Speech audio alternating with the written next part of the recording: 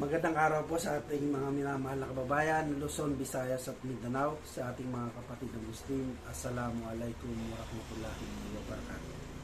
Welcome to my vlog.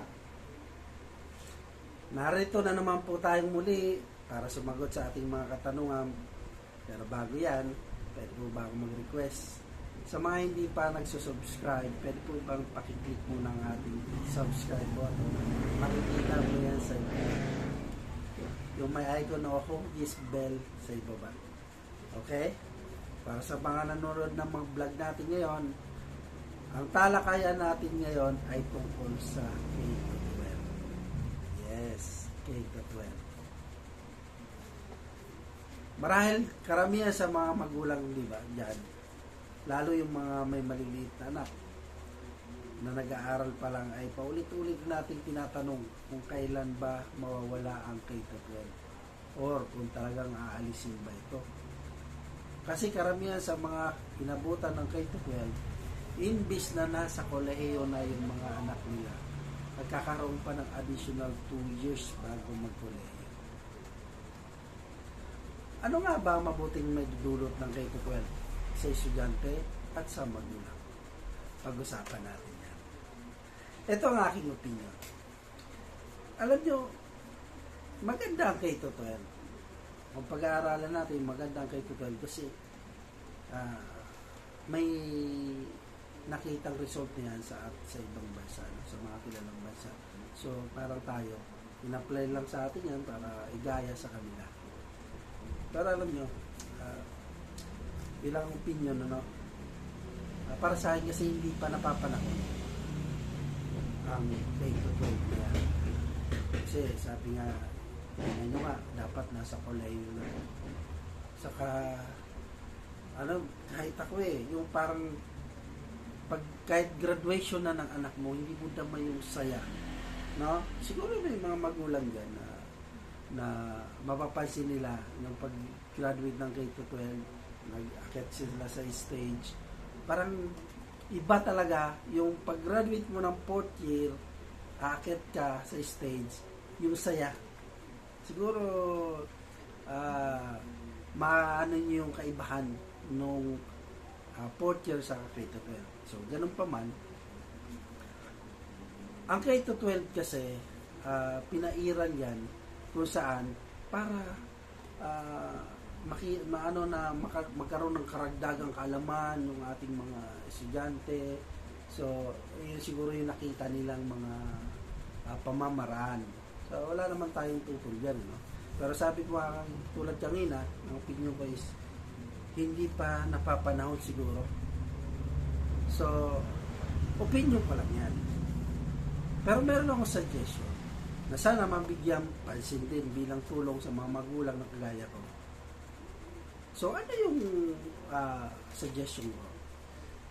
Tanggalin natin yung K-12. Ibalik natin yung hanggang 4th year. Tanggalin natin yung 2 years kasi hindi pa napapanahon talaga. Man natin sa hindi pa talaga napapanahon. So, ang suggestion ko ganito. Tanggalin natin yung K-12. Tapos, bigyan natin ng pangarap o bigyan natin, tulungan natin yung ating mga anak na nangangarap. Ano? Kasi bakit? Kung ang aking anak gusto halimbawa mag-pulis, sundalo, militar, ano man ang o teacher, kasi mag-doktor. Sabi ng anak ko, gusto ko mag-doktor. Okay, sabi mo, sige, mag-aral ka mabuti para mag-doktor ka. Ang problema rito sa atin,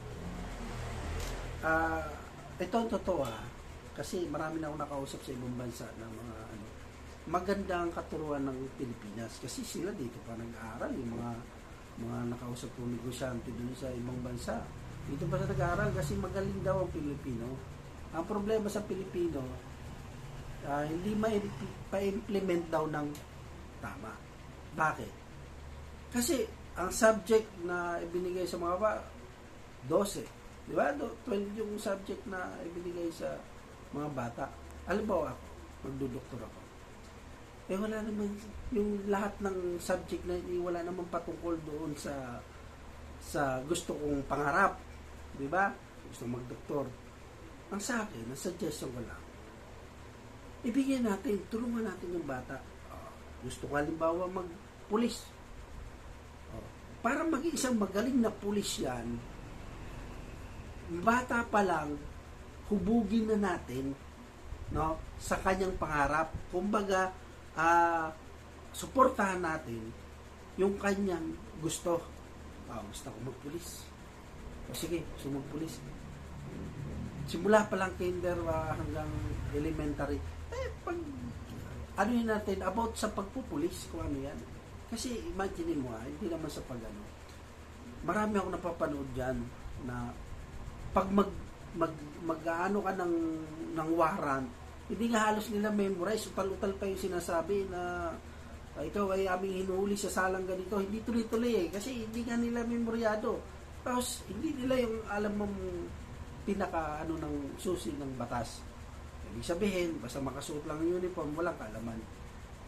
Maraming usap-usapan pa dyan. So, iyon ang gusto ko sanang pokusan ng ating mga mahal sa gobyerno, na kung saan, kung ano yung pangarap, tanggalin. Kasi, like example, gusto kong maging guro. Wala naman sa, yung lahat ng ng itinuturo di ba? Kaya gawin mo. Sige, gusto mong maging teacher, para maging magaling na teacher yan, hanggang simula't simula, yun lang fokusan mo, ipakuha mo sa kanya, yun lang kung gusto niya. Gusto kong maging abogado, ito, review mo lahat, gawin mo.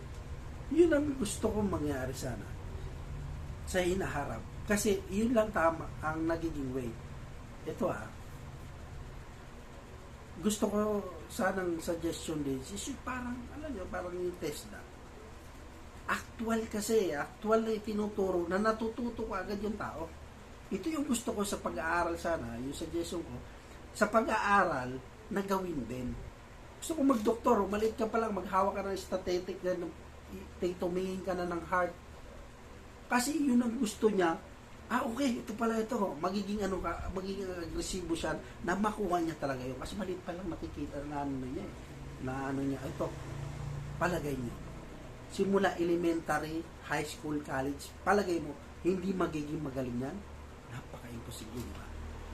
Kasi, ito lang ito ang katotohanan. Kasi nag-aaral naman tayo lahat 12 year subject. Okay. Ako halimbawa, magaling ako sa math. Mahina ako sa English. Yung teacher ko sa math, proud sa akin, ang galing ng estudyante ko. Dapat ikaw lagi yung panlaban, ganito ang sistema, di ba? Ngayon, pagdating ko sa English, galit na galit sa akin kasi mahina ako parang bully yan na ako na estudyante, pag math lang, parang nabubuhayan ako ng loob. Pero pagdating ko sa English, pinapagalitan ako, ikaw ang hina mo sa English. Ngayon, may tendency na ibabagsak ako ng English subject. Di ba? Asan ngayon yung pagtulong mo sa pangarap ko na maging ganito?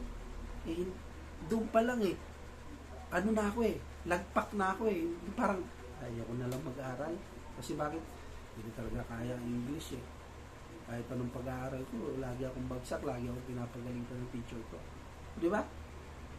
Pero kung iyan yung sinasabi ko kanina, kung ano yung pangarap ng anak mo, ibigay na natin gobyerno to, ibig sabihin tayo ang humuhubog ng bansa ng ating pagkatao. Alam nyo, be proud of Filipino. Alam mo kung bakit? Nang nasa ibang bansa ako, proud ako bilang Pinoy kasi tayong mga Pinoy, kakaiba talaga ang dating. Pagdating sa ibang bansa, kakayahan, abilidad, napakaiba. Kaya nga sabi sa akin ng alam mo kung yung agricultural na negosyante sa Thailand, nagkausap kami, talagang sabi niya, alam mo ba kung saan ako nag-aral? Sa Pilipinas, sa inyo. Siya ngayon ang nagdala nung pagkatapos niya dito sa Pilipinas, dinala niya yung pag-aaral niya na yon sa kanila, at ngayon siya yung nagsusuporta halos sa buong mundo ng bigas. Kasi dito siya nag-aaral sa Pilipinas, imagine mo. At ang sinasabi niya pa, ang kulang pa sa atin, ito ano natin, buksan lang yung ating mga isipan. Ang sabi niya pa sa akin, alam mo ang kulang sa Pilipinas, ganito. Ang galing yung magturo, mag-aral, pero wala kayo sa implementation. Mahina kayo doon. Aminin nyo naman sa hindi, mahina kayo doon. Pero ang gagaling ng utak niyo. At ang isa pa rito, kaya ang dami namin nagsisipag-aral na iba-ibang lahi doon sa inyo, kasi ang cheap daw, yung matrikula na binabayad nila is pantay lang daw nung sa atin na mga Pilipino. Oh. Pero kung sa akin yan, sabi niya, dayuhan ka sa akin eh. Ha? Dapat mataas ka, dito ka umano eh, di ba? Pero dahil sa mababa. Ngayon, nagkakaroon pa ng mga ano sa yung sinasabi niya sa akin, sabi ko nga no, grabe. At yun nga, sabi niya, may number 1 corruption, no? So hindi ko naman arok yan, pero sabi lang, number 1 corruption daw ang gobyerno. So ako naman wala akong masasabi dyan, masasabi niya lang. Tapos pangalawa, ang gagaling ng Pilipino. Ang problema, alam mo bakit? Napapabayaan na ngayon. O bakit? Ano sabi niya? Kasi nga, yung mga subject na itinuturo, hindi naman talaga nagagamit yan. May nagamit ba? Siguro, maaari sa mga accounting. Kasi, accountant, no? Pero paano na yung iba? Ang daming iba na gusto mag-aral na hindi makuha kasi nga wala nga sa hindi itinuturo. Di ba? Kaya kung isipin, mas maganda pa palaguin ng TESDA. Alam niyo kung bakit? Kasi, actually, manong-mano talaga. Kaya kalikutin mo yan. Gagawin mo yan. Ibig sabihin, mas improvement pala ang pagtuturo ng actual. Diba? Ngayon, ito na yung sinasabi ko, yung kahinaan, kung ano na magiging resulta sa hinaharap. Kung ang pagtuturo ay hindi natin babaguhin. Ito yung suggestion ko lang. Kasi, nakikita naman. So, kung kayo, may mga opinion, di ba? Mas maganda, pwede po bang paki-comment nyo sa ating comment session para napag-uusapan kasi yung sa pag-aaral na yan, di ba? So, hanggang dito na lang. Hanggang sa muli, Robert agad. Tandaan, pag may tanong, sagot agad.